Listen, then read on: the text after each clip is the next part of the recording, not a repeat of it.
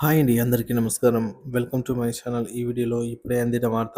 ప్రభుత్వ ఉద్యోగ పెన్షనర్లకు 3% డీఏ పెంపండి అమల్లోకి. పూర్తి వివరాలైతే వీడియోలో తెలుసుకుందాం. వీడియోని ఎక్కడే గానీ స్కిప్ చేయకుండా ఎండ్ వరకు చూడండి. అప్పుడే ఇన్ఫర్మేషన్ పూర్తిగా అర్థమవుతుంది.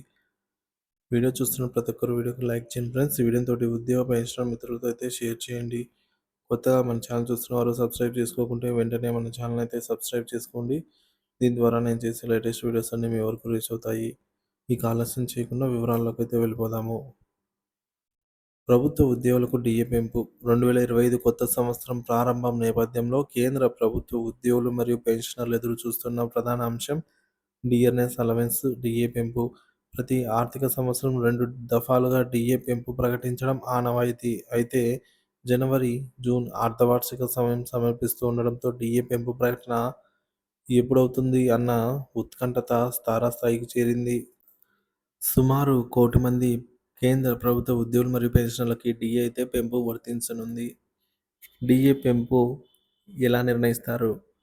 ఏడో వేతన సంఘం సిఫార్సుల మేరకు డీఏ పెంపు అనేది all India consumer price index AICPI ఆధారంగా నిర్ణయించబడుతుంది. దేశంలో పెరుగుతున్న ధరలు, ద్రవ్యోల్బణం, ఇన్ఫ్లేషన్ వంటి అంశాలను పరిగణనలోకి తీసుకొని ఏఐసిపిఐని లెక్కిస్తారు. ఏఐసిపిఐ ఆధారంగా డీఏ శాతాన్ని నిర్ణయిస్తారు. దీని ద్వారా ఉద్యోగులు, పెన్షన్దారులు పెరుగుతున్న ద్రవ్యోల్బణాన్ని ఎదుర్కోవడానికి కొంత ఉపశమనం లభిస్తుంది.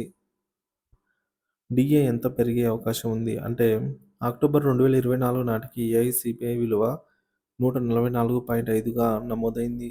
నవంబర్, డిసెంబర్ నెలలకు సంబంధించిన డేటా ప్రకారంగా 145.3కు చేరుకునే అవకాశం ఉంది. ఈ లెక్కల ప్రకారంగా జనవరి 2025లో డీఏ 3% పెరిగి మొత్తం 56%కి చేరుకునే అవకాశం ఉంది.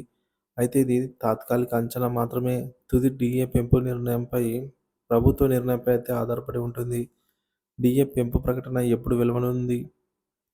పూర్తిస్థాయి డీఏను ఖరారు చేయడానికి కేంద్రానికి నవంబర్ మరియు డిసెంబర్ నెలలకు సంబంధించి డేటా అవసరం.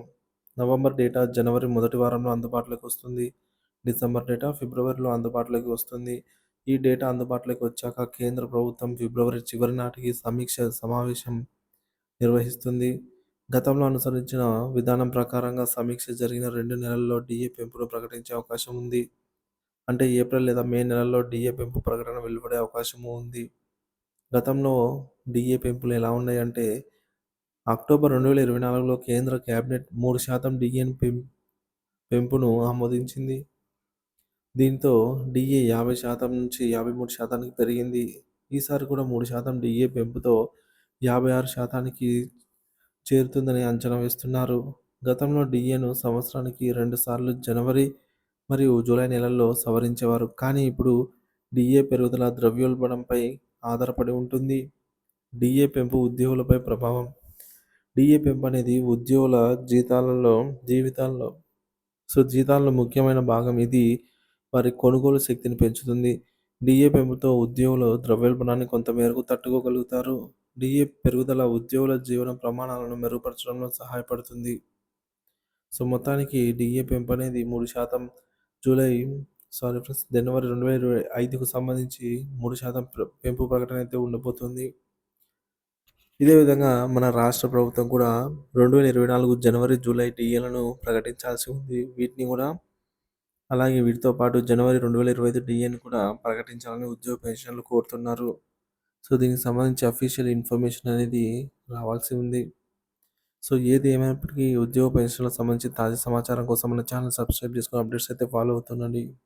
Thank you for watching this video.